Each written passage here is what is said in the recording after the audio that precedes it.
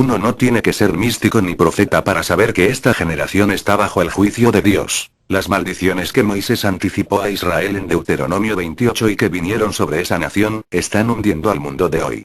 Maldición en la ciudad y en el campo, en el fruto del vientre y de la tierra. Enfermedades, muertes, destrucción de familias, los hijos perdidos, opresión, deudas, ansiedad, hambre, sed, miedo, incertidumbre, inseguridad, los cielos cerrados a la oración de la gran mayoría. Durante el juicio de su nación, Jeremías vio a los jóvenes quebrantados, llevados en cautiverio, destruidos porque el enemigo prevaleció. El profeta halló el origen de esos juicios en la decadencia espiritual de la nación y el desmoronamiento moral. La gente había caído a increíbles profundidades de degradación. Nadie tenía soluciones, los cambios aumentaban con rapidez. Las calles se llenaban de gente pobre, los que antes eran nobles, ahora vivían en la basura. Esos mendigos desolados perseguían al resto de la sociedad, volviendo las calles inseguras para andar por ellas. Examinemos el estado de nuestra sociedad, nuestros niños y jóvenes. ¿Qué vemos? Una nación perdida en diferentes pecados y vicios. La economía en el caos, una alarmante situación mundial. Las cárceles sobrepasan su capacidad. Los hombres están bestializados violando miles de niños. La droga ha llegado a toda la población. ¿Será esto solo una pesadilla pasajera? ¿Será que la ola de asesinatos, violaciones, pornografía, avaricia, violencia y perversión es solo otra etapa por la que estamos pasando? No, somos testigos de un rompimiento completo de nuestras puertas y murallas. Tenemos juicios divinos sobre una generación que se ha rebelado contra Dios. Las murallas están arruinadas y las puertas quemadas con fuego. ¿Hasta dónde llegará esta generación arruinada? Vivimos en una de las horas más oscuras en la historia de nuestro planeta, como fue en los días de Noé y de Lot. ¿Dónde está la luz que brilla en la oscuridad? Hemos de resignarnos a ver la destrucción de nuestra nación como un mal sin remedio. Muchos habrá que en las horas de insomnio de la noche, pensando en su esterilidad espiritual, se apoyan en la soberanía de Dios diciendo, cuando Dios quiera salvar las naciones, Él se encargará. Esto es tan solo media verdad. ¿Has descendido a creer que Dios quiere que muchos perezcan? Dios dice que Él es poderoso para hacer todas las cosas según el poder que actúa en nosotros. Entonces nos falta poder, nos falta fe, nos falta oración para obtener las promesas de Dios. Nos falta urgencia. Viendo que el diablo tiene el monopolio sobre las almas, digamos a Dios: yo no sé qué camino tomarán otros, pero en cuanto a mí, dame un despertamiento en mi alma, en mi familia y mi nación. Ya no podemos esperar. I don't want to get caught up in this world, this cesspool of iniquity. I don't want my eyes polluted. I don't want to be a part of this. I don't care who doesn't pray. I'm going to pray. I don't care who doesn't read the Bible. I'm going to read my Bible. I want nothing to do with it. And the cry of my heart, night and day, I'm starting to take on ministers' conferences, and I'm saying, oh God, I'm too old to care what people think anymore. My God, we're losing a whole generation. We're losing our kids. Even in this church. We have people can sit in church and be unmoved because they're into filth. And preachers all over the nation. I had a minister friend who went to Germany, and the superintendent of a Pentecostal movement said, don't mention pornography, because almost every preacher that's in our meeting goes to bed at night with pornography. And I cry, oh God, where are the voices? Where are the people that cry out against it? Where are the praying people? And I say, God, whatever it takes, whatever it takes, keep me on my knees.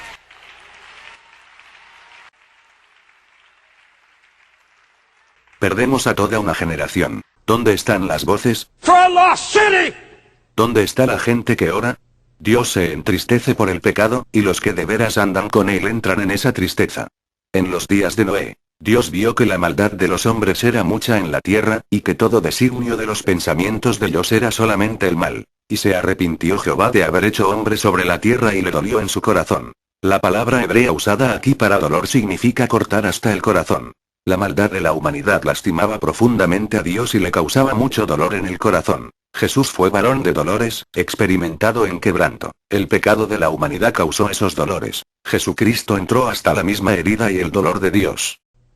You search the scripture and you'll find that when God determined to recover a ruined situation, He would share His own anguish. You find it in the book of Nehemiah. Jerusalem is in ruins. This holy city, and it's wasted, and it's full of iniquity, mixed marriages with the heathen. They were enslaving their own people, making slaves out of the poor. The house of God was polluted with filth. The high priest was in league with Tobiah, a heathen reprobate. And how is God going to restore the ruin? How does he do it? What does he do? You see, we face a similar situation, except ours is many times worse. The time when men, according to prophecy of Jesus, wax worse and worse, and that is happening. A church that's defiled with pedophilia, child molestation, incest, adultery. A nation in a moral landslide that's inundated with pornographic filth that the whole world blushes at. And now out of Cannes Film Festival, according to the New York Times, there's a new movie about to hit the shores of the United States with 13, 14-year-old kids having unspeakable kinds of sex with adults. And they said at the Cannes Film Festival, and it's the boast of Cannes Festival, that we have not only pushed the envelope, we've gone over the edge. And America's now ripe for it. Nehemiah verses 1 through 3. Here was a delegation from the ruined city of Jerusalem coming to Nehemiah. Now these, I'm sure, were godly men. These were good men, but they had no concept of how God was going to deal with the situation, how he was going to bring about a recovery. Verse 4, when I heard the words, I sat down and wept and mourned certain days and fasted and prayed before the God of heaven. You see, God found a praying man, and he takes him down into the waters of baptism of anguish. This man goes down into anguish.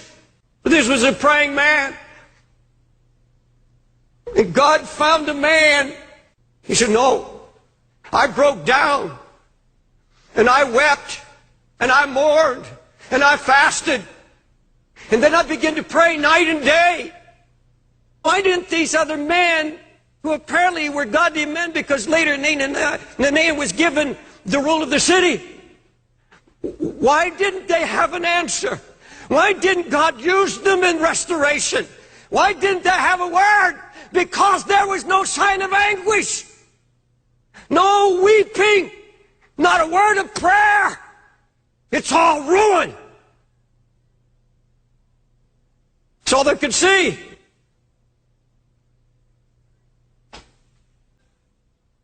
Does it matter about the Jerusalem that's in our own hearts? The sign of ruin that's slowly draining spiritual power and passion, blind to lukewarmness, blind to the mixture that's creeping in.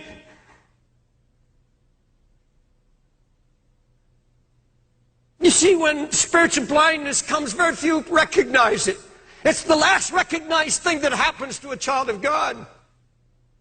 If I, as a pastor, knew you personally, and I was watching your life, and as one of the pastors of this church, I come to you and say, I love you, but I have to tell you the truth. You're changing. You're not what you were. Something in the world has got in your heart. I don't know if it's television. I don't know what it is that has your heart, but I see changes in you. I don't see the brokenness. I don't see the compassion you had once for your family. I don't see concern for your unsaved loved ones. You're changing. Little by little, something's happening to you. Would it bring you to your knees when the ruin that you are not even aware of is suddenly brought before your eyes? You've lost your fight. You see, when you read the book of Joshua, it's almost a book of failure because they lost their heart. They lost the fight. That's all the devil wants to do, is get the fight out of you. and kill it. So you won't labor in prayer anymore. You won't weep before God anymore. You can sit and watch television and your family go to hell. Where are the tears? Where's the mourning? Where's the fasting? Now many of you fast, many of you pray, broken before the Lord. I'm talking about the body of Jesus Christ in general. Where's the getting up in the middle of the night? You see, he said, night and day I began to pray. Where's the confessing of your sins and of your children, confessing your children's sins before the Lord, or your mate's sin before God? Because this is exactly what Nehemiah does. He confesses his sins and the sins of all the people. And then he says, we have sinned. I have sinned. And then he said, we have sinned. La historia demuestra que un fuerte mover del espíritu llega solo cuando un remanente del pueblo de Dios se desespera por el estado decaído de la iglesia, por la tibieza dentro de sí mismos, porque Dios no es el Señor en muchos que se dicen cristianos, y porque un mundo moribundo burlándose de sus palabras se está yendo al infierno. En condiciones mucho menos críticas que las nuestras, muchos cristianos se han quebrantado al ver la condición moral y espiritual de su época. Ayunaron y oraron ante el trono de la gracia y perseveraron allí hasta que misericordia vino de lo alto. Pero la Odisea no ve su miseria y no puede dolerse. No se quebranta, no llora, no ora. Solamente ve ruinas. Las peores que ha habido en la historia de la humanidad. Folks, this church was born in anguish. A little country town in Pennsylvania, where a pastor of a small church cried out, oh God, I'm dry and I'm empty and there's more to it than this, and if this is all the Holy Ghost is, I don't want it. In such a desperation, weeks and weeks of calling on the name of the Lord, confessing my own deadness and dryness, then finally coming for street rallies here in the city and walking the streets and then wind up on 42nd Street and see them selling a kind of heroin would kill you. Say, I've got the good stuff, it'll kill you. And I remember breaking down, and it didn't matter the crowds going by. I sat on a fire hydrant type on the side of a building and wept. I was in anguish 4 blocks from here on Broadway, weeping and crying and wailing. I wasn't looking for a ministry. I wasn't looking to build a church. I was feeling God's pain for a lost city. The same agony I felt years before when he started Teen Challenge. And I've never had anything that's been any worth to God in my 50 years that wasn't born in agony. Never. Never. Folks, I've been around the world again and listening to the cry of pastors, dead and empty, some treating their wives like animals.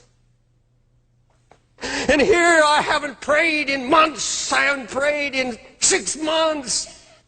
And I know that sermons won't do it.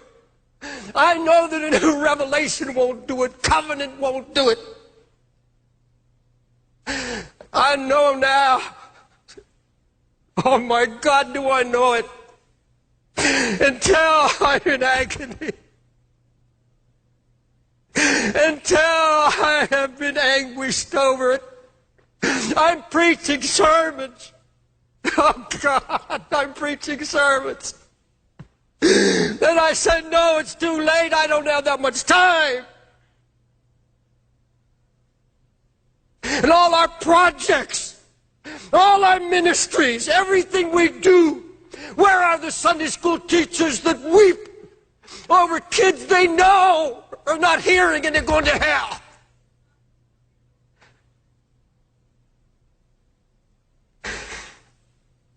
Oh, everywhere I go, somebody's got a project. Somebody's got a plan or a dream. That's all it is. It's an idea. They didn't come to me from a broken heart. They didn't come to me after hours of fasting and praying and mourning, not a broken heart. It's an idea. I'm sick of it.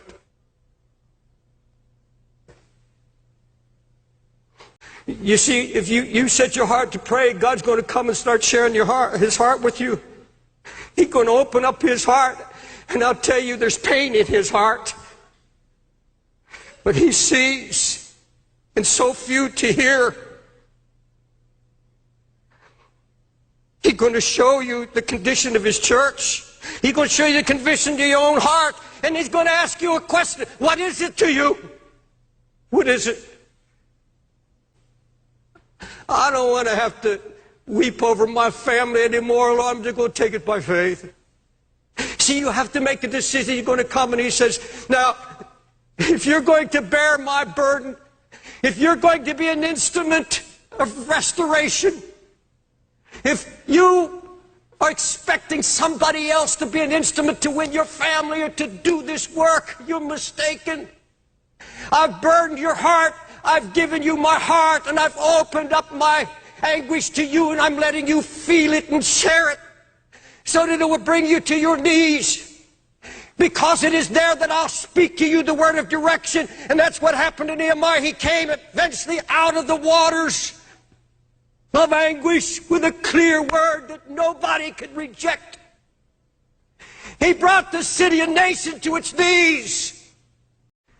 Out of that experience, you see, God hasn't called us to live in anguish. This is the birth, this is the womb of something God is stirring, God wanting to accomplish in bringing out of ruin, restoration in your family, whatever it may be. He'll bring you down into this baptism. When I heard Jerusalem was broken down, you see, if he believed this theory that the need represents the call, you know what he'd done? He said, gentlemen, if you'll just wait, I'll pack my bags. Just give me a day or two. This is the kind of challenge that's my meat. I love it. Let's roll. Let's do it. No anguish. No fasting. No prayer. No brokenness. Let's just do it. Nothing would have been done. The walls would have never been rebuilt. There's going to be no renewal, no revival, no awakening until we're willing to let him once again break us.